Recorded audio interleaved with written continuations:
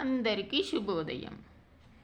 ఇంతవరకు వివేకానంద గారు చెప్పినటువంటి ఆత్మవిశ్వాసం ద్వారా అనుకున్నది సాధించి ఎంతో బలవంతులుగా మారాలి.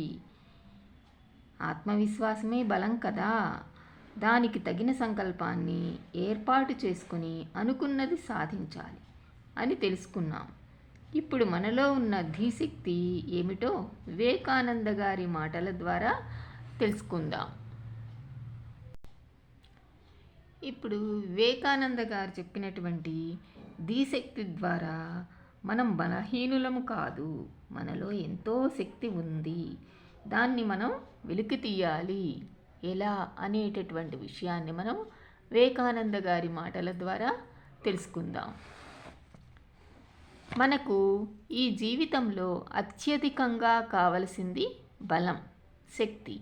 మనం ఏదైతే పాపం, దుఃఖం అంటున్నామో అవన్నీ బలహీనతే, ఏకైక కారణంగా ఉన్నాయి. బలహీనతతో అజ్ఞానం వస్తుంది, అజ్ఞానంతో దుఃఖం కలుగుతుంది. ఎన్నడూ బలహీనులుగా ఉండకండి. మీరు శక్తి సమన్వితులై ఉండాలి. మీలో అనంత శక్తి ఇమిడి ఉంది. దౌర్బల్యమునకు వశుడు కాక దేనినైనా ఎదుర్కొంటూ తుది వరకు పట్టు విడవకుండా ఉండేవాడే యోగి. పాపములన్నీ, అనర్థాలన్నీ దుర్బలత అనే ఒక్క మాటలో ఇమిడి ఉన్నాయి. అన్ని దోషపూరిత కార్యాలకు ప్రేరణా శక్తి దుర్బలతే. స్వార్థపరత అంతటికీ మూలం దౌర్బల్యమే. ఇతరులకు అపకారం చేయడానికి మనుషులను ప్రేరేపించేది దుర్బలతే. సత్యాన్ని కప్పిపెట్టి కపట వేషాలను దాల్చినట్టి చేసేది దుర్బలమే. మీ మనస్సులో, మాటలలో గొప్ప శక్తిని ఉంచుకోవాలి. నేను అల్పుడను అని మళ్ళీ మళ్ళీ ఇలాంటి భావాలను మనలో జపిస్తూ మనిషి తనను తాను కించపరుచుకుంటూ ఉంటాడు, దిగజార్చుకుంటాడు. ప్రతి బలహీనత నుంచి పాపభావమే వ్యక్తమవుతుంది. ఈ బలహీనత నుంచే అసూయ, దౌష్ట్యం ఇంకా ఇతరమైనవి పుట్టుకొస్తాయి. అందువల్ల బలహీనతయే పాపం. మనకు కావలసింది ఆత్మవిశ్వాసం కలిగి ఉండండి. మనకు కావలసింది బలం, కాబట్టి ఆత్మవిశ్వాసం కలిగి ఉండండి. మీ నరాలను దృఢతరం చేసుకోండి. మనకు కావలసింది ఇనుప కండలు, ఉక్కు నరాలు. మనం చాలా కాలం విలపించినది చాలు. మీ కాళ్ళపై మీరు నిలబడి మనుష్యులుగా ఎదగండి. పాపమేమిటి, దుఃఖమేమిటి, ఇవన్నీ బలహీనత ఫలితంగాక మరేమిటి? బాల్యం నుంచి వారు బలహీనులని, పాపులని జనులకు బోధించటం జరిగింది. అభివ్యక్తీకరణలో బలహీనమైన వారితో సహా అందరికీ వారంతా అమృత పుత్రులని బోధించండి. ఆశాజనకమైన, బలమైన, ఉపయోగకరమైన ఆలోచనలు వారి మెదడులోకి చిన్నప్పటి నుండి చొరనివ్వకండి. బలహీనమైన, స్తబ్దతను కలిగించే ఆలోచనలను కాక ఈ ఆలోచనలను గ్రహించడానికి సిద్ధంగా ఉండండి. ముందు శరీర దారుఢ్యాన్ని పెంచుకోండి. అప్పుడు మనస్సుపై నిగ్రహాన్ని సాధించవచ్చు. మనిషి ధీరుడైతే తప్ప ద్వేషం, అపకార బుద్ధి హృదయం నుండి తొలగిపోవు. ఎవరినీ ద్వేషించవద్దు, చెడును ప్రతిఘటించవద్దు అని చెప్పటం తేలికే, కానీ ఆచరణ విషయానికొస్తే ఇది ఎలాంటిదో మనకు తెలుసు. సమాజ దృష్టి మనపై ఉన్నప్పుడు వ్యతిరేకత లేనట్లు మనం నటించవచ్చు, కానీ మన హృదయం విద్వేషంతో కూడుకొని ఉంటుంది. ఇది కపటత్వం. దీనివల్ల ఏమీ ప్రయోజనం కలుగదు. భౌతిక, మానసిక లేదా ఆధ్యాత్మిక శిక్షణను తీసుకుంటున్నప్పుడు ప్రతి పురుషుణ్ణి, స్త్రీని, బాలుణ్ణి నేను అడిగే ప్రశ్న ఒక్కటే. మీరు బలంగా ఉన్నారా? బలం మీకు అనుభూతమవుతోందా? బలమే సత్యానికి చేరువగా తీసుకెళుతుందని నాకు తెలుసు. హృదయ దౌర్బల్యాన్ని, మానసిక బలహీనతను అధిగమించి లెమ్ము. నేను ధీరత్వాన్ని కలిగి ఉన్నాను, నేను స్థిరబుద్ధిని కలిగి ఉన్నాను అంటూ బలహీనత ఎప్పుడు మీ మనసును అధిగమించకుండా చూసుకోండి. ప్రపంచంలోని రుగ్మతలకు మందు బలం. ధనికులచే పీడించబడినప్పుడు పేదల దగ్గర ఉండవలసినది మందు. బలం పండితులచే అణగద్రొక్కబడినప్పుడు పామరులకు కావలసిన మందు బలం. ముందు నీవు పౌష్టికాహారం తీసుకొని దేహదారుఢ్యాన్ని పెంపొందించుకోవాలి. అప్పుడే మనసు బలంగా ఉంటుంది. శరీరం యొక్క సూక్ష్మ రూపమే మనస్సు. మంచి విషయాలు మనల్ని బలోపేతులుగా చేస్తాయి. ఇదే వాటికి ప్రమాణం. నేను ఒక చిన్న అశాశ్వత జీవిని అనుకున్న వెంటనే నీవు ఒక అసత్యాన్ని పలుకుతున్నావు. ఆ అబద్ధాన్ని ప్రబోధించుకుంటున్నావు. నీవు ఒక దుర్బలుడవని, అల్పుడవని, దుష్టుడవని సమ్మోహపరుచుకుంటున్నావు. ప్రపంచంలోని అనంత శక్తి మీదే. మీ మనసులను కప్పివేసిన మూఢనమ్మకాన్ని పారద్రోలండి.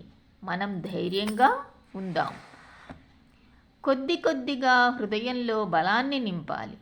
ఒక్క మనిషిని తయారు చేయగలిగితే అది 1000 ఉపన్యాసాల ఫలితాలకి సమానం. మీరు ఏ విధంగా భావిస్తే ఆ విధంగా అవుతారు. మిమ్మల్ని మీరు బలహీనులుగా భావించుకుంటే బలహీనులుగానే ఉంటారు. మిమ్మల్ని మీరు శక్తివంతులుగా భావిస్తే శక్తిమంతులుగా అవుతారు.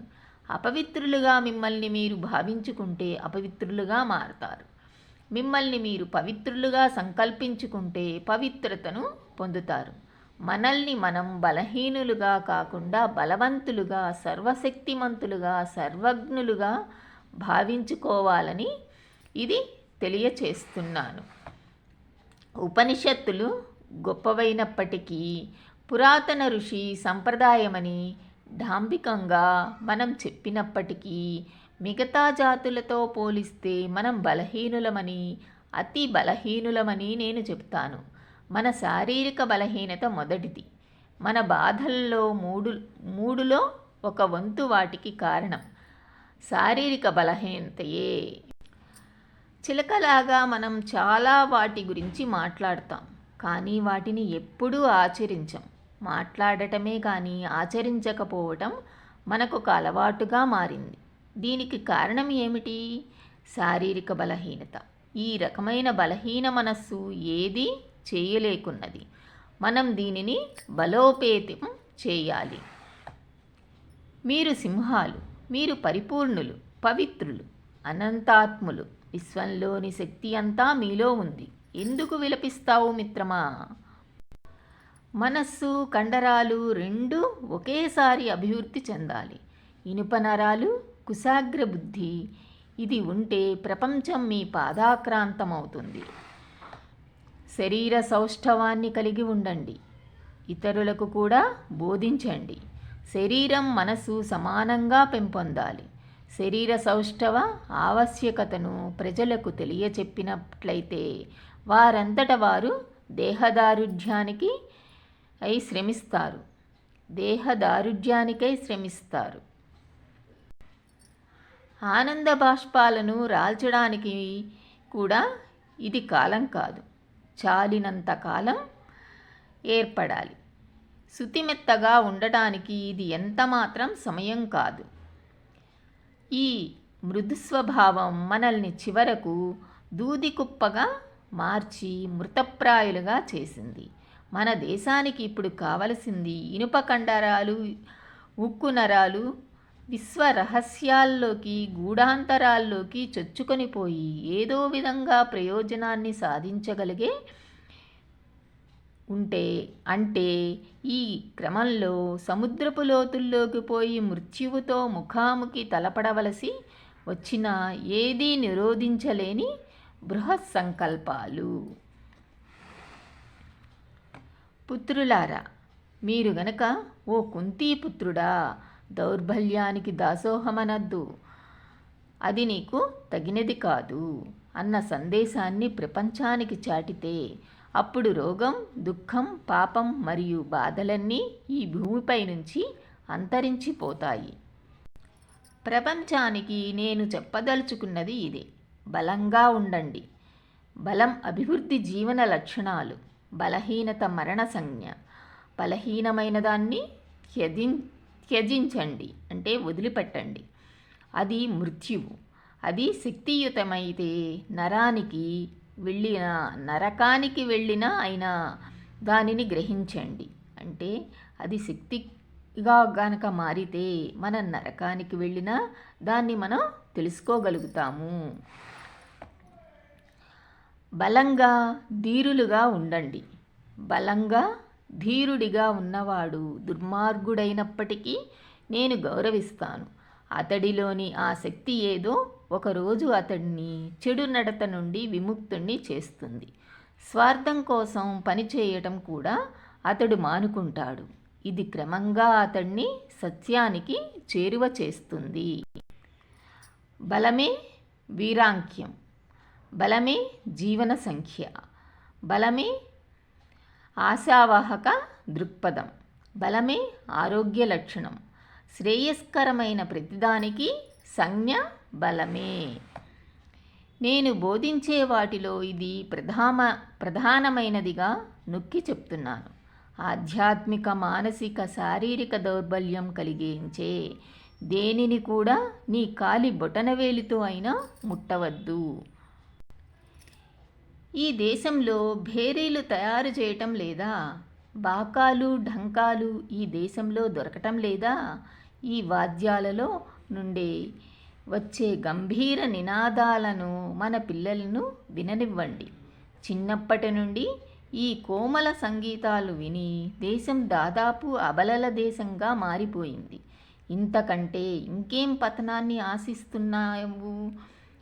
ఈ చిత్రాన్ని చిత్రించడానికి కవి హృదయం కూడా చాలదు. డమరులు వాయించాలి, కొమ్ములు ఊదాలి, భేరీలు మ్రోగించాలి, గంభీర యుద్ధ నినాదాలు చెలరేగాలి.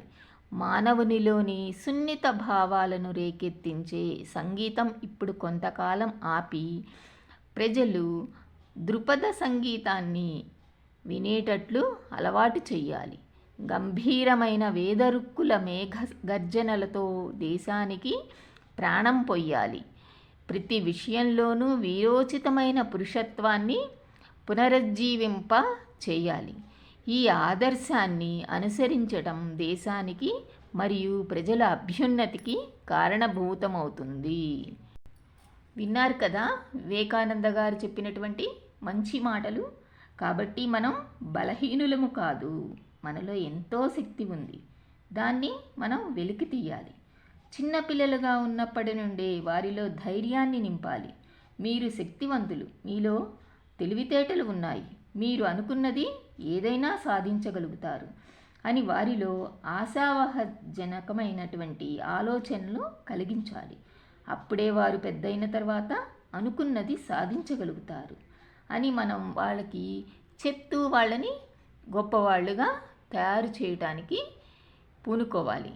వారిని ఎంతో ఉన్నతులుగా మనం ఉన్నతమైనటువంటి భావాలతో వారిని పెంచాలి. ఇది వివేకానంద గారి ఆలోచన. ఇది గనక మీకు నచ్చితే నా ఛానల్ని లైక్ చేయండి, షేర్ చేయండి, సబ్స్క్రైబ్ చేసుకోండి. ధన్యవాదములు.